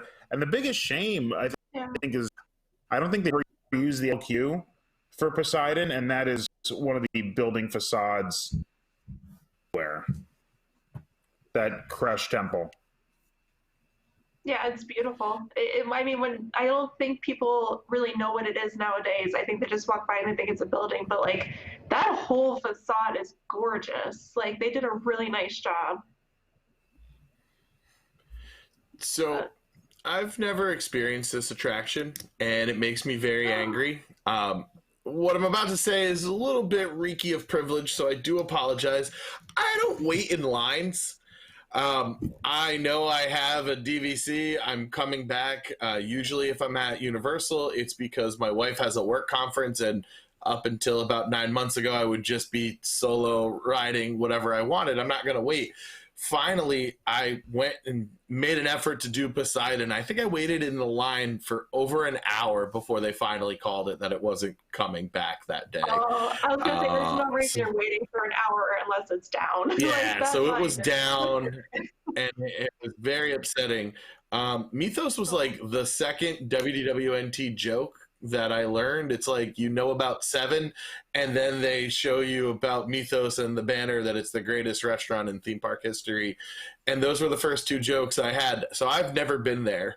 But the area is beautiful. And what you're all saying is so true. It's such a waste to just be this, I guess it's mythological, when you have a bajillion IPs at this point in time. There has to be something you can shoehorn in there, or just do something else, because it doesn't do any favors to what's actually there and what it should be. You know what I'm saying? Yeah. The rumor, if you're calling it the Lost Continent, go ahead, Ron. The rumor was this was going to be Hyrule before Epic Universe. Oh, snap. From Zelda? Yeah, so that would have been nuts. And it would have been easy. I mean, it's that, wow, that would have been perfect. Oh, man, I would have loved that. Change that Poseidon show? Oh, my gosh, that would have been awesome. I was about to say they could retheme this to Atlantis and call it the Lost Continent because that makes sense, but I'm going with Hyrule. That would have been sweet, and I love me some Zelda. All right. Shannon is saying that they should turn it into something for She-Ra and He-Man, which, I mean, it could. Castle Grayskull would be great over there. I mean, isn't that restaurant already shaped like Castle Grayskull? Yeah, pretty much. Moving to the next land, the last land, is, I think it's a really awkward transition how you kind of move in between these two lands. So you pass a stone griffin and then you go over a bridge, which I think is the only way Islands knows how to do a segue. If you look at the map, it's bridge, bridge, bridge. But they're islands. You have to have a bridge to get to an island. Okay, fine. I'll let you win that one because that makes sense and I didn't think about that. Seuss Island, with bright bold colors and very weird architectural shapes. You can tell this is a land that Dr. Seuss would be proud of. Everything is tilted and it's at really weird angles. The trash cans are like made of 6 different colors if you look at them. There's moving pieces of signs. It's kind of a really weird experience as an adult, but I really love it. And this part of the park is High in the Sky Seuss Trolley Train, Caro Seussel, One Fish, Two Fish, Red Fish, Blue Fish, Cat in the Hat, and the Children's Playground if I were in the zoo. We already mentioned that you could eat at Circus McGurkus or Green Eggs and Ham and shop at Hong Kong's Mulberry Street Store and all the books you can read to name a few. This place has a lot of words. That was a lot of talking. I love how topsy-turvy this land is. What do you guys think? It's cute. It's very, I mean, it looks like a Dr. Seuss book. Yeah. I know. And they're doing better maintenance. Yeah, I know. They used to let the paint fade so much. Yeah. It's seen better days. But like, and I remember, you know, going there younger and, you know, we never went when like I was necessarily young enough to be like, Seuss. But it was, you know, it was like, it looked like a Seuss book. I think I rode the High in the Sky trolley train like just a couple years ago because I was like, I don't think I've ever ridden this. Let's go on it. Oh, it's like the people mover. But, you know, it's cute. And I think, you know, it's cute for kids who I assume still read Dr. Seuss. And I think so. People with children, do you still read your kids Dr. Seuss? Oh, she brings me the Seuss alphabet book all the time. Ooh. Oh. There we go. So it's cute. It's colorful. It should be cleaned, but you know, it looks like you walked into a Dr. Seuss book. Yeah, I think when that I was in college. I would say when I was in college, it's like such a weird anecdote, but when I was in college, so like I mentioned in the previous episode, we were on the back lot, so we had access to the parks, and one of our assignments, we had like a scavenger hunt, and they took us into Seuss Landing, and we had like 6 different like figurines that we had to find, and we had to run all around the Seuss buildings, and it was really fun, and that's like my good memory of Seuss, because I don't, like when I was a kid, I was like, nah, Seuss. I like Cat in the Hat, but if you do a scavenger hunt, it's pretty fun. So I think it's a great IP to have, and especially because there's not a lot for kids in this park, really. So it's a great place to have to take your kids and let them do stuff. I think there are probably parents that rather than child swap, probably let one parent go off and they keep the other one at Seuss Landing to keep the kids busy in the playground or some of the other stuff that's there. But you know, I think we touched, or you guys touched on this, is the thing that used to bother me about it is Dr. Seuss is a bright colored world, and that the paint is they've never been able to really keep up with the paint job here, and it's always looked faded and old and very much like something that would be in a 3rd tier amusement park and not a 1st tier. So if they're taking better care of it, that's great. I think the original concept of it is great. I know the train didn't run when the park first opened, but I think the train is one of the coolest attractions that's in here now. That you can go and see everything and look over the lagoon and see the other islands and all that stuff, and it goes through the Circus McGurkus, and you know, I think that it's really neat, but I think maintenance is a big problem. And even if they are doing a better job with the paint, the last few times I've ridden the Cat in the Hat ride, which theoretically it is a great ride in theory, the maintenance on it is just a nightmare, and it just needs so much more love than it's getting. So I love the IP. I love, the Cat in the Hat ride is cool if they would just maintain it.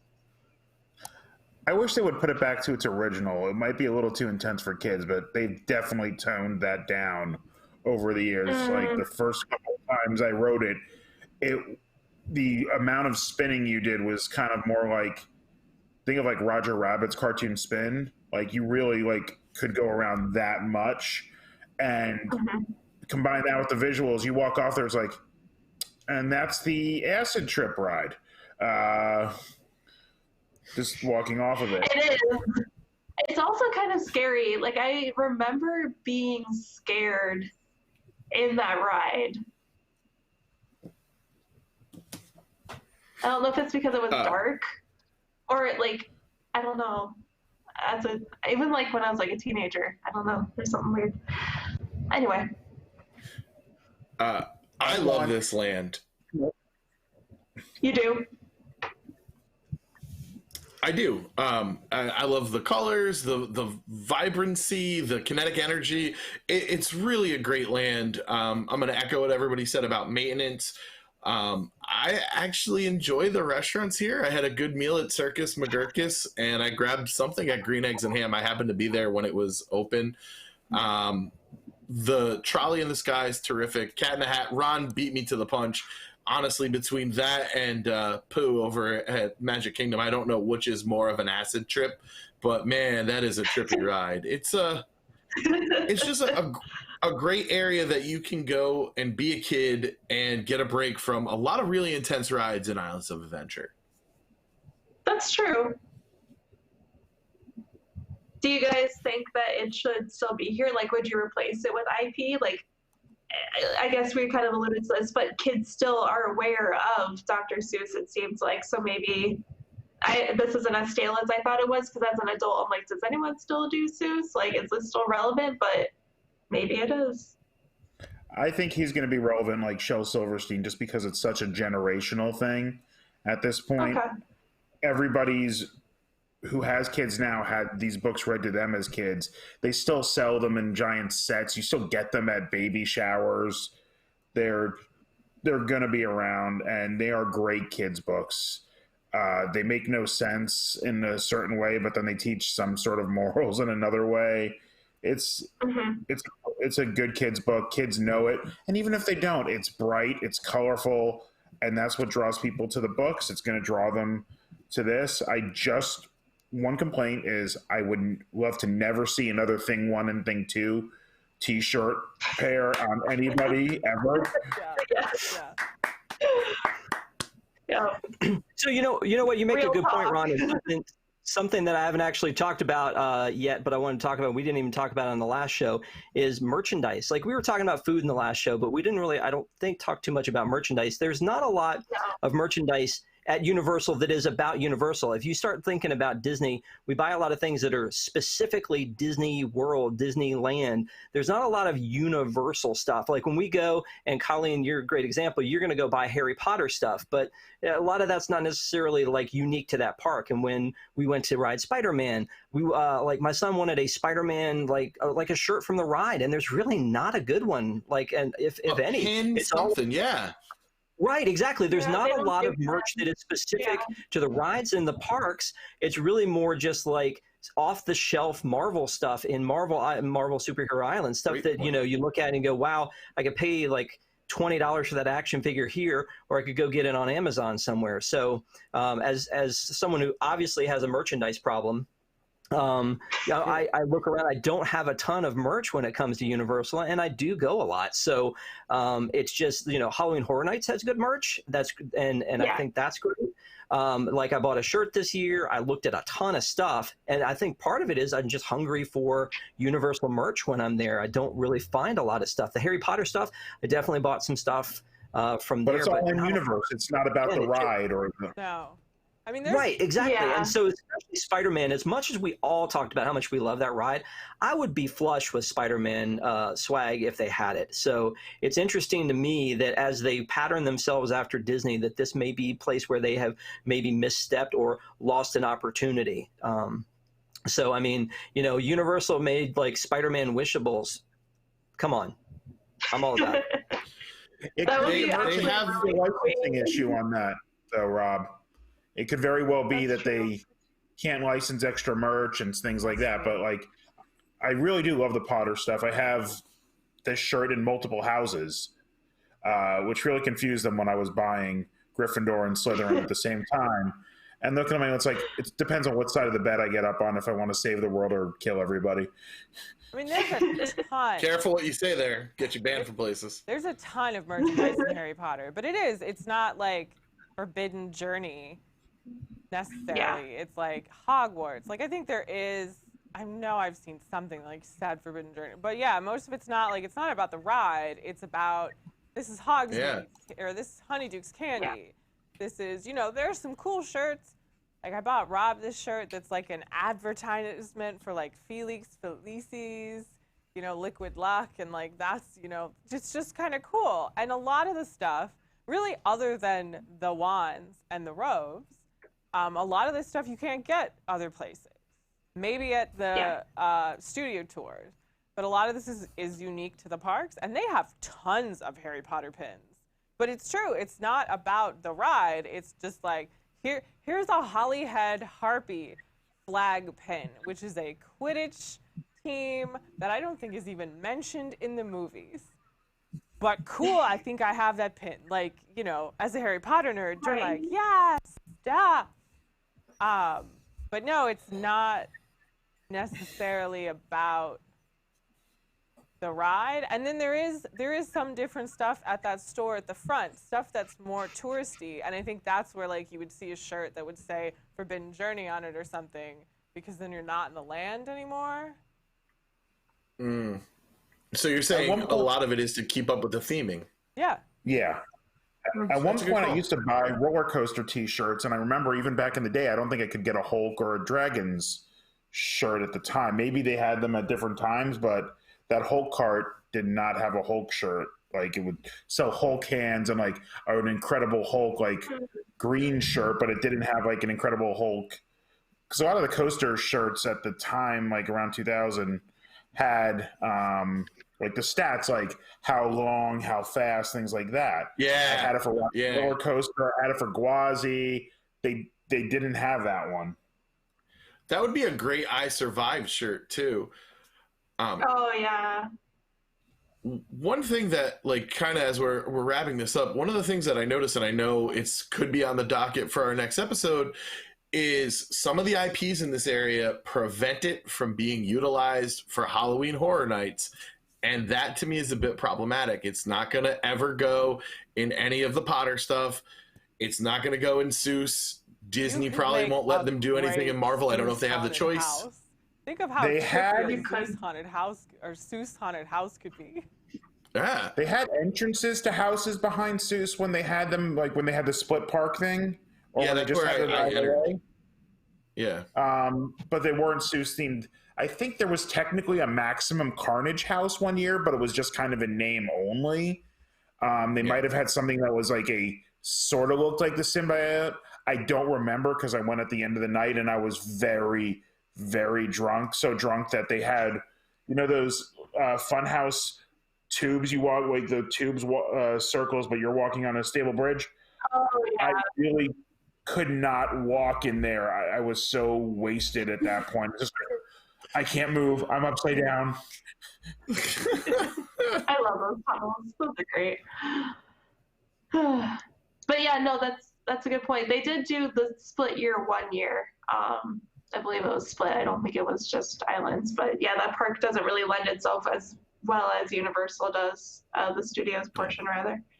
It's where all the sound stages and stuff are over on the other side, so it's hard to do anything. Can confirm. They used my school one year. They set off the fire alarm. It's very annoying. It's fun time. All right. Well, I think we're going to wrap up here. Thank you to my wonderful panel, Rob, Colleen, Patrick, Ron, for talking all things islands. I had a great time, and thank you everyone at home for watching with us and following along. Just a real quick, tomorrow morning, 11 a.m., be sure to tune in for the direct-to-video sequel ranking, and then we have part 2 as usual at 9 p.m. I've watched Ron, 17 of the sequels in the I was last gonna day say, and a half. you want to talk about it? I know you're on the show. I've been watching your Twitter. It's been so great watching you comment on all these direct-to-video sequels. They're bad. So yeah, there's about 20-something sequels. We had to kind of we said none of the Tinkerbell series of movies, none of the Pooh movies, because it's hard to, there were so many Pooh DVDs released. It's like, is this just a Christmas special? Is this a TV show that they packaged? So we went with. There was a lot sequel. of Pooh DVDs released. The list is going to be arguable what's on this list, because there's a couple, like the Hercules sequel and one of the Belle movies that were just episodes put together are not on the list. But there's a lot of really bad things on this list, and some actual things that I've watched are not really as bad as I thought they were going to be. But yeah, there's some really, really bad things to talk. We like She-Ra and stuff. There's some of these movies look like Funimation animation level stuff. Oh yeah, some of the animation is so bad. And it's so weird when it's like, this is a sequel to a movie that came out 30 years ago. How does the animation look worse now? Well, actually, I'd say the old one, like Bambi, looked great. And I mean, just the colors were more vibrant just because the things haven't faded. And I actually like the animation more on 101 Dalmatians Patch's London Adventure than 101 Dalmatians, because I hate that Xerox style. And there's much cleaner lines here, but that's for the discussion tomorrow. Yeah. It'll be. And we dropped that poll back in the chat, so if you guys could just answer that, then we'll know what to talk about next week, because we'll be back next week. Same bat time, same bat channel. I will not be and back it's pretty next close week, right now, so if you have a nothing favorite, more you to gotta add. vote. Vote City Walk. Patrick wants to talk about drinking and food, which is fair. So I don't want to talk about how scared I get. The calendar. Tomorrow morning is direct-to-video sequel ranking, and at 9 p.m. every Wednesday is Park Center. Thursday morning at 11 a.m., Party with Pete. And at 9 p.m., WDW News Tonight. We're going to play the match game. On Friday in the morning at 11 a.m., WDW NT Play. Scott is going to play a Disney video game. I know he's told me which one, but I don't remember. And at 9 p.m., we're doing a digital Disney prom. You can dress up in that prom dress you didn't get to wear, or that prom dress you wore 10 years ago, whatever you want, or your pajamas, and dance around your living room. On Saturday morning at 11 a.m., Locked In with Eric Morton. At 9 p.m., Ride Rehab Watches. And on Sunday at 11 a.m., we're doing another Give My Regards to Broadway. And at 8 p.m., our newest consistent show that will continue even when the parks close, Pressing Issues at 8 p.m. Thank you, everyone, for watching. We'll see you next week. And I won't. Have a good night. Stay No more safe. Harry No, Potter, I'm Colleen done. won't be back. I got No, nothing to she's add. done. City but Walk. Vote We'll City probably Walk. get Nick. So there you go. Vote City Walk, Thank apparently. you, Have a good night. everyone. Stay safe. Good night. See ya.